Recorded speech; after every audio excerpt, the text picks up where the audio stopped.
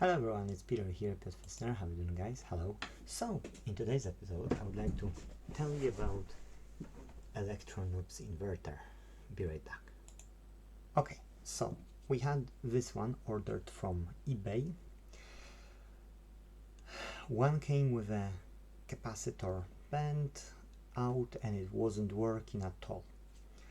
Then I didn't know how to switch it on. To be true, I thought it's completely faulty, but one of the viewers, so thank you for the comments, guys, because that's really appreciated. If you see something I'm doing wrong, brilliant. Community is growing, people are commenting, not always a lot, but you know, like it is a progress thanks to you as well. So it turns out that there is a switch, yes, and you need to solder those two together or create the power on power off button, and this is working fine. We will have a blue diode in my case. I don't know, maybe your one has different. So when you buy these modules, you need to connect VCC, I mean the power plus minus and plus, yes, solder them here. Okay, VCC, it's orange and then black, and you can get output and no problem. I took an old lamp which is just with an LED to 30 volts, no problem, lighting up, of course, given a wee sound of high frequency transformer. That's the technology, so that's what it is. Yay, we've got it. Yes, so this is working, but that's not a pure sign. So I took the Electronoobs design, okay, I placed the components. It turns out that there are two differences in his design and what I had originally in those small inverters. So I've placed an order and it came these 33 kilo resistors came, so I have it, and then I've ordered as well 10 nanofarad 50 volts capacitors.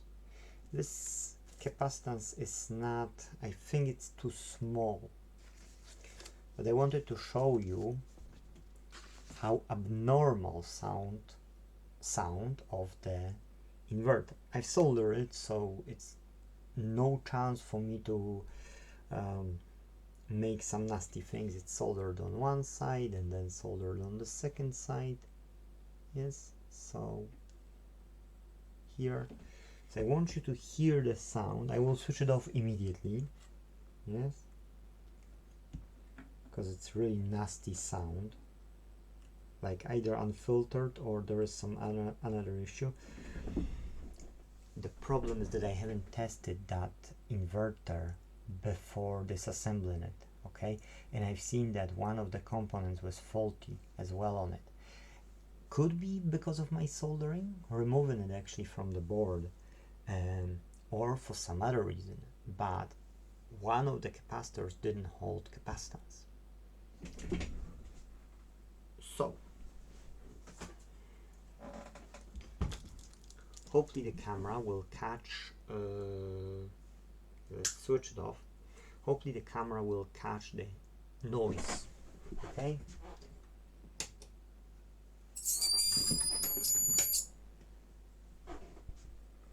So you heard it. Yes, it's off, and now I've turned on the lamp. So it's no matter if you get a load or you don't have a load, it is working. So I boiled it, but either I've boiled something wrong, okay, because the frequency is wrong and give us this nasty sound. I'll disconnect my power supply, okay. The fun is that I'm using solar panels to charge two batteries, 12 volts, 130 amp hours, and then I'm using buck converter to 12 volts. I set it up on a 1445 or something volts, and I'm charging two batteries, two car batteries.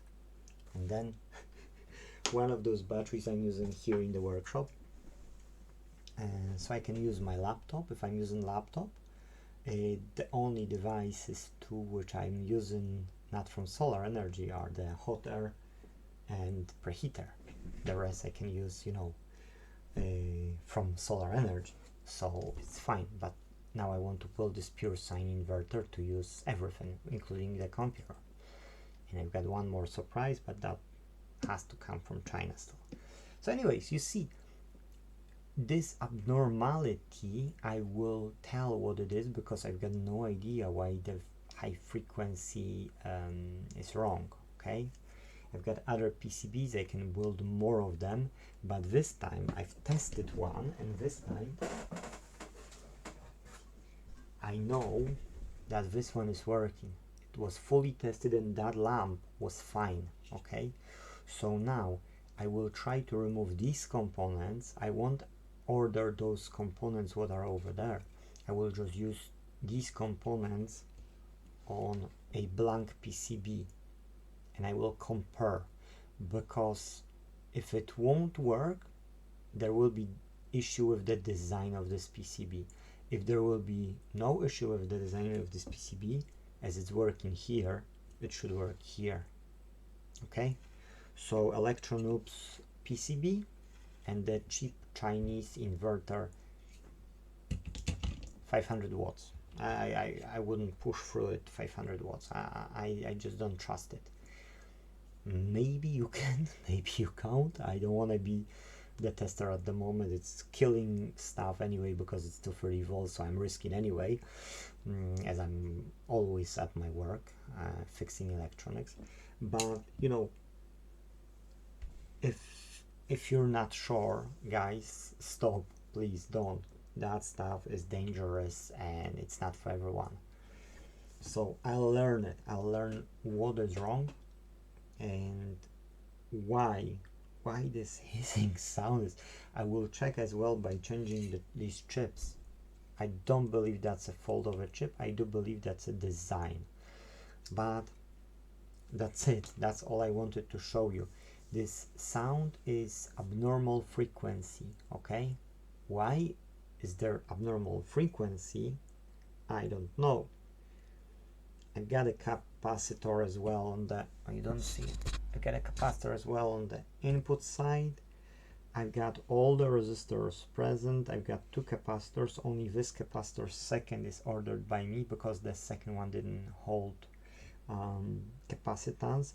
This one is like slightly smaller than this one, so I think I will just risk and I will solder from one of them to here, and the same with those two resistors. I will just replace those and I will compare the design, because probably what it is my mistake.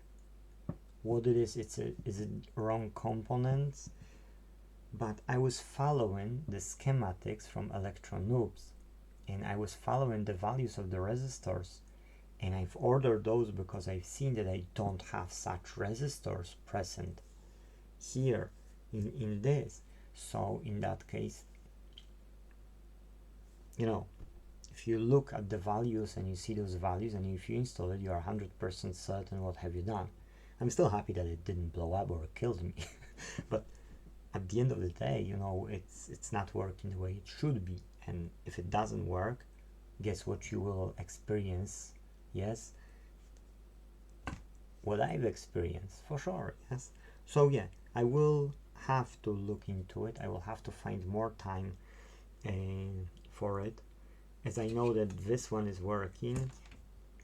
I can use these components onto empty PCB, test it. If it will be fine, I can then compare this faulty to that next one which I've built, and in that case we will know that you can use the first part.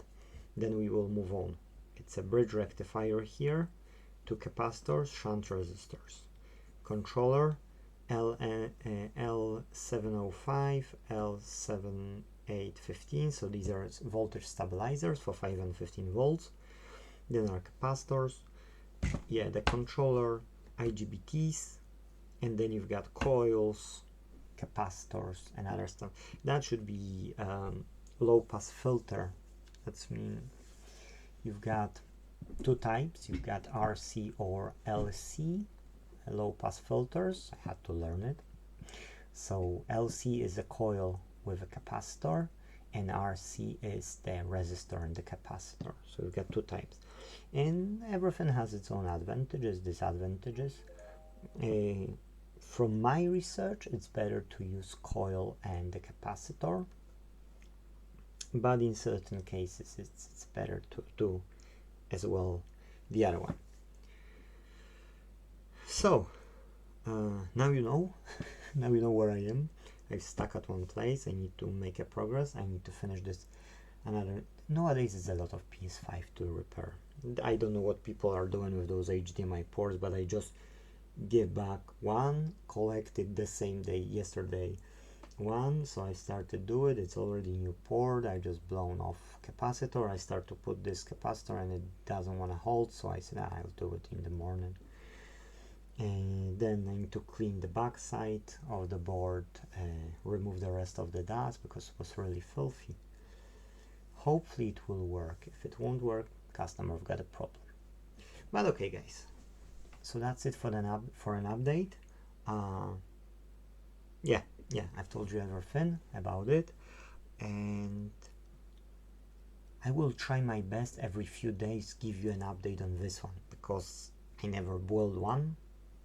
So if you go into build, you might see the same issues as I found, and this way, you know, this way at the end I will be able to record one video to sum up all the steps, because I will watch those videos and I will learn, and maybe I'll make one blog post on Inte.Team at the blog section about this inverter. Yes, my journey of building this inverter. Okay, yeah, so let's call it a day. It's 12 minutes video, not bad. It's not 10, but at least, you know, not long. Thank you guys for watching. If possible, leave me some like button, that motivates me to do more. And that's it, guys. Thank you for watching again. Bye bye.